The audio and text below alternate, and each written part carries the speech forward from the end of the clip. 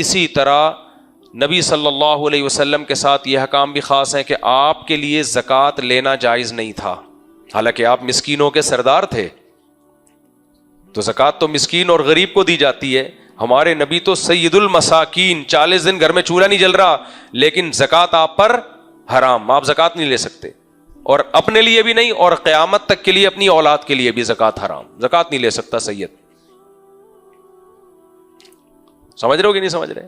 اور کیا حکم نبی صلی اللہ علیہ وسلم کے ساتھ خاص تھا؟ یہ توکل.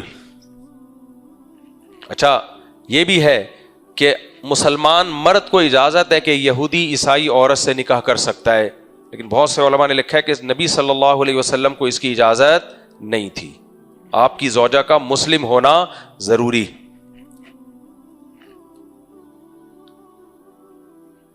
اسلام میں نسب کس سے چلتا ہے؟ بیٹی سے یا بیٹے سے؟ بیٹے سے، بیٹے سے نسب چلتا ہے. تبھی قوم وہ لگے گی جو باپ کی ہے، لیکن ابا کو نہیں چھوڑ سکتا. اسلام نہیں آپ کو پرمیشن دیتا کہ آپ اپنی نسبت ابا کی طرف سے ہٹا دیں، یہ نہیں پرمیشن. میں اس لیے مجھے کسی کی ذات سے لینا دینا نہیں ہے، لیکن ہوتا یہ ہے کہ پہلے کچھ اپر لیول کے کلچر میں کچھ چیزیں آتی ہیں، آہستہ آہستہ سوسائٹی میں وہ پھیل جاتی ہیں، پھر پھیل جاتی ہیں، تو ہم نے نہیں پھیلنے دینا. شادی کے بعد لڑکیاں جو اپنے شوہر کا نام آئی ڈی کارڈ میں لگا لیتی ہیں، جائز ناجائز کی بحث نہیں کر رہا، لیکن یہ اسلام کے مزاج یہی ہے کہ نام باپ کا لگا رہے گا. سمجھ رہے ہو؟ نام کس کا چلے گا ہمیشہ؟ شوہر کا نہیں، ابا کا نام. نسب کس سے چلتا ہے بھائی؟